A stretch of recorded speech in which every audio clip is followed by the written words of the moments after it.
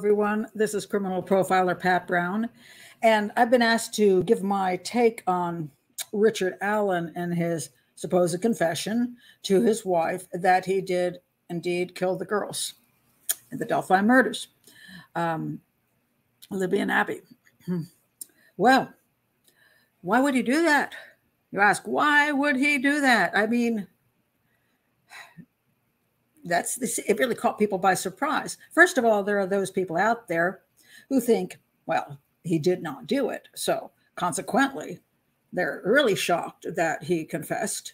And then there are those who do believe he did it, but they think maybe the evidence wasn't really strong enough. So why would he confess and do himself in? And it is quite unusual for a person, if he's guilty of killing the two girls.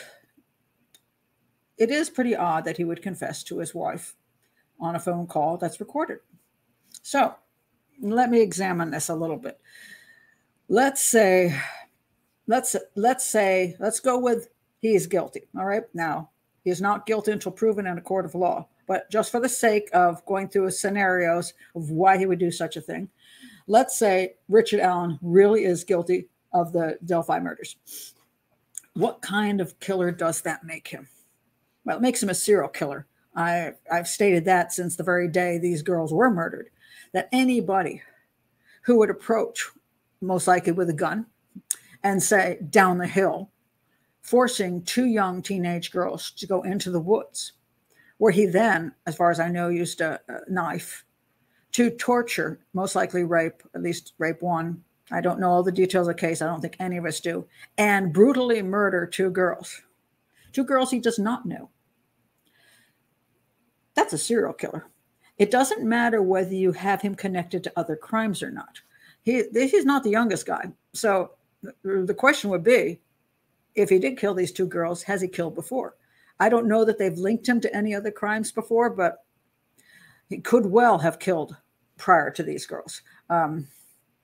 Could be an unsolved crime out there with no DNA, so they're not linking him to it, but could have been in the area, and some girl could have been strangled and raped or raped and stabbed or whatever, and they just haven't linked him. It's pretty unusual to suddenly just pop up one day after a perfectly healthy and wonderful life with your wife and daughter and decide, let me think, I like walking in the park, but I like killing in the park even better. You know, I've gotten kind of tired of those walks. They're kind of dull. Let me spice it up a little. There has to be something leading up to this. Some people think he was involved with watching child pedophile type stuff online. He supposedly had a bunch of extra cell phones. I don't know the validity of these things. He could have had burner phones or something where he looked at child pornography on. Don't know. Some people have wanted to connect him to certain other people, and I'm not going to go there right now because this looks like a crime, in my opinion, committed alone.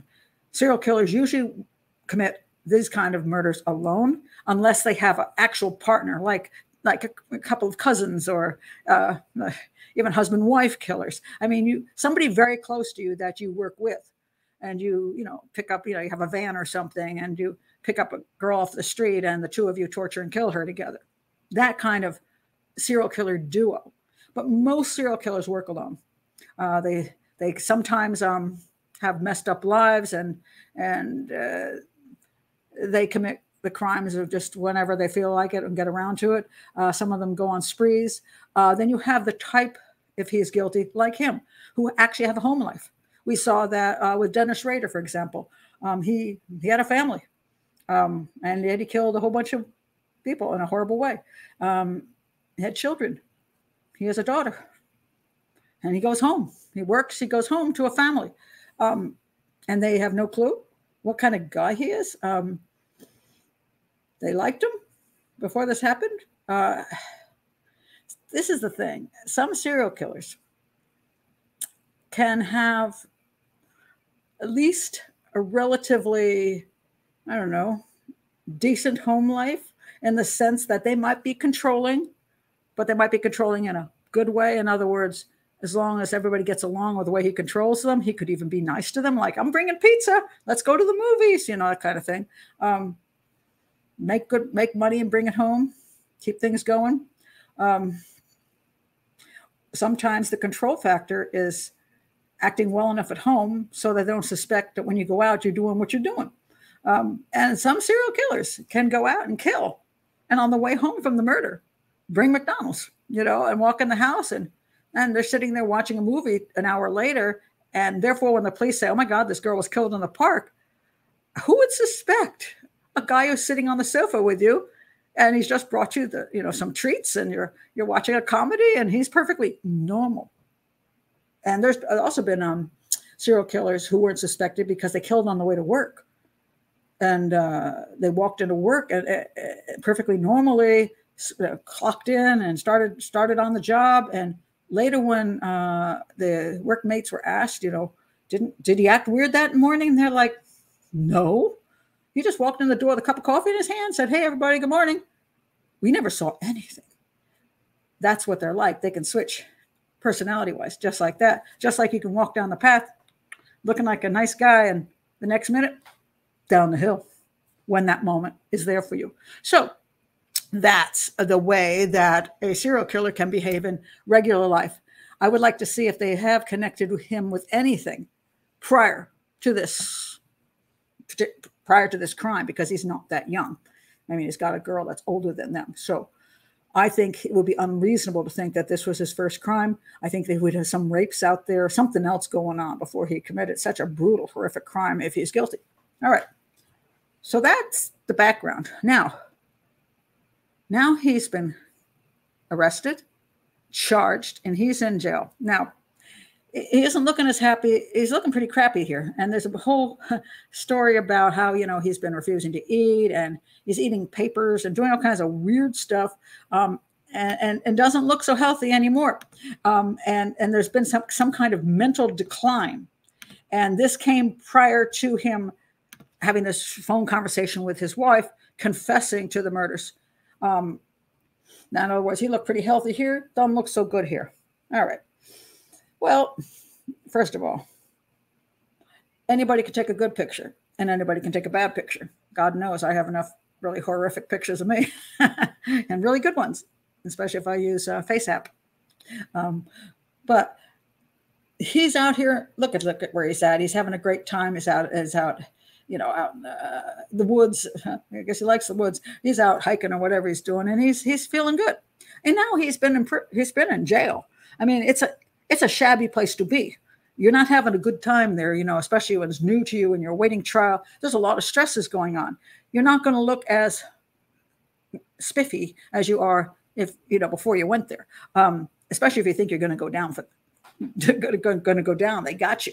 And the prosecution I think is pretty comfortable with what they have on him, a lot of which I don't think we know. So he has this issue now. He may think he's going to be convicted. Now, what do you do when you're going to be convicted? How do you play the game? Now, let me talk about what a psychopath is like. Let me tell you, there was a woman. She was on, I think it was Court TV. This woman, Dr. Janie Lacey. She's a psychotherapist. So she's, I was not impressed, as you can see. She's on there going, well, the reason I think he went from here to here is because, what happens, your secrets, you're suffering from the secrets in your mind, and it's doing you in. I know you're living with the crime you've committed, thinking back on the horror of it. Now, she didn't go, I don't know how much description she did, because I kind of turned it off at that point because I was rolling my eyes. That the reason he looks like this is because with that time he's got to live by himself and, without being out in his normal world, he has time to go over the horrific murders of these two girls that he committed. That's something he has to live with. And that's what it's doing to him. He's falling apart psychologically because he's realizing who he is and what he's done. No. If he did those crimes, the dude's a serial killer. You know what serial killers care about? Themselves. Do you think he gives a crap about those two girls? No. Those two girls, for him, they were toys. They were toys. He doesn't care that they're dead because if he's guilty, he made them dead. He enjoyed making them dead. Do you understand that? He enjoyed it. That's the thrill for him. That's what a serial killer is like. He has zero empathy. And these two, so what? So there's no way this guy is falling apart because he's remembering his crimes. That's nonsense. And gosh, I wish I'd get a psychotherapist who knows nothing about psychopaths and serial killers. Keep them off these shows. It's just annoying to me. If he did it, he's a psychopath and a serial killer. They go together. You can't be a serial killer without being a psychopath. So that's what he'd be. For a psychopath, you're either useful or you're in the way. These girls were useful when he was enjoying killing them. Now, the fact that they got up for him, now they're kind of in his way. He more likely is annoyed about these girls. Not because he killed them, but because he got caught. And he's been charged with killing them. That's really annoying. And maybe he's worked with his lawyer and he isn't coming up with a good way to get out of it. So now he's in there and he's not eating and he's ripping up papers and eating it. Why is he doing this? Well, again, not because he feels bad about what he's done. He might feel bad about being stuck in prison and he's just pissed off. He's in jail now. His life sucks. So he's angry at the world for doing this to him. Or he's trying to pretend he's crazy. Because that's a good methodology when you're trying to get out of a horrible double homicide like this of children. Hey, acting crazy might work. Because then people see you, they feel, oh, what's wrong with him? Why is he so pitiful? Oh, look, he must be nuts. Maybe he was nuts before he did the crime. That's what you really want. You want people to think that you're psychotic, not psychopathic, that you committed this crime because you lost your dang mind. Although the way that guy says down the hill does not imply being psychotic at all. That implies a guy who's completely in control of himself, which is psychopathic, not psychotic.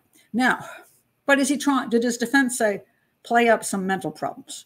You need that. We'll get you into then we'll get you into some. You'll get mental evaluations, and then we'll take you away to a mental institution for 6 months and do mental evaluations because you can't stand trial under those conditions. Is that the game he's playing? Because psychopaths always play a game. Or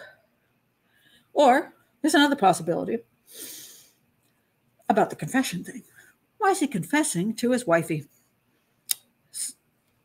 Well, one possibility is that he needs her in a strange way on his side. Now you say, confessing to a crime does not usually get your wife to love you more. It's like, as long as she thought I didn't do it, it was pretty good because then she's like, oh, you poor dear, my husband's being, he's innocent and it's unfair what's happening to him. But if he actually killed 2 children, you wouldn't think she'd be so keen on him, would you? You wouldn't. But you'd be surprised at how many women stand by their serial killer husbands and go visit them in prison to the rest of their days. It's unbelievable. But you have to understand this. If he is a psychopath, he would have been a psychopath before he met his wife. And his wife married him even though he was a psychopath. And he had to have something about him that was concerning, but she married him anyway and stayed with him for as many years, more than 2 decades with this guy. So what does that say? She's vulnerable. She's easily controllable. She's gullible. She's desperate. She's whatever she is. Something going on there. Is he thinking at this point they've got enough on him where she's going to find out he did it anyway? So now he's going to humble himself and say, "Oh, it didn't happen the way it looked, honey. And when I was and he tells her this little sob story, and she gets all upset. But then if she goes, well, maybe he was under horrible pressure and he lost his mind, and maybe he's able to convince her of these things, because if you can keep your wife and have her be your support while you're going through the trial, and if you get convicted for all those years you're going to be in prison, if you can keep your wife under those circumstances, it's pretty cool for you, isn't it? Yeah, that would be nice. And other serial killers have done exactly that, and so it's benefited them because they got somebody to visit them. somebody to bring them things, somebody to put money into their accounts over there at the old prison. You know, maybe they get conjugal rights and they'll even get to have sex with the wife. You know, that's pretty cool. So why did he do that? Don't know. I don't actually know what he said in the supposed confession. Is it possible the police set her up to try to get a confession out of him? That's also possible. So I don't know, unless I knew exactly the wording of this whole conversation, exactly what she said and then what he said. I don't know how accurate this confession is, what he's confessing to, why he's confessing to it. But the one thing I can tell you is whatever he said was to the benefit of Richard Allen. Should he be the one who did kill these two girls? It's to the benefit of Richard Allen. And it's not because he's feeling bad about a crime that he's committed. It's because he's feeling bad about Richard Allen. And he's going to play whatever game is necessary to benefit himself. So we'll have to wait and see what the trial brings out, whether there's ample evidence to prove that he did commit the crime and that he didn't confess, as some people might think. If he didn't commit the crime, is it a false confession? Is he losing his mind because he didn't commit the crime, yet they're charging with it? They planted evidence, as some people are thinking, and that everything is tumbling, and he's losing his mind because he didn't do the crime, and now he's imagining things. He's false confessing to his wife because he thinks, maybe I did kill the girls. I don't know what I was doing. Is it possible? It is. I just don't know what the evidence the police have at this point. They felt they had enough to charge him, and I have to wait till the trial to determine, as a profiler, what I think the validity of the evidence is, whether they have got the right guy. Do I think they planted evidence and railroaded him? No, I don't. Yes, the case had been going on for years and years, and probably was I won't even comment on the guy in charge of the case because I've made enough comments about that. I don't think the case was handled well. I don't think the person in charge of the case was particularly the person I'd want in charge of the case. So could I believe that they finally just grabbed somebody in order to shut this case down? Has it happened? Yes. Do I think it's happened in this instance? I do not think so. I think they could have easily found a better fall guy than this one. I think they have something on this guy, enough somethings on this guy to be legitimately charging him with the double homicide. But I've got to wait, see what the trial brings out, see what all the evidence is. But certainly confessing to his wife isn't going to help his case any, And if he confessed multiple times, like I supposedly has happened, that's really not going to help him. And he wasn't under pressure, by the way. This wasn't during a police interrogation.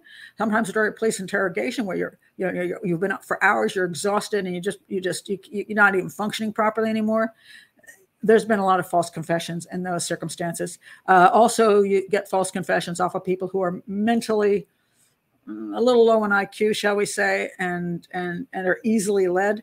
This guy doesn't seem stupid to me. Okay, this guy seems like he's very capable of handling himself.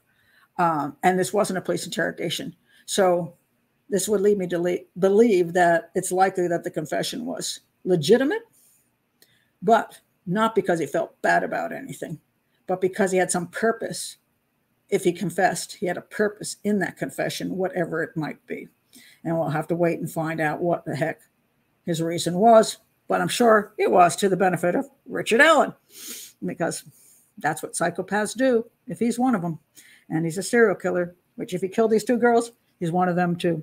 Anyway, that's my thoughts on this. If you haven't been to this channel before, please do like and subscribe. And I'll be back when I hear more comes up in this case and see if there's anything to add to this. Bye-bye.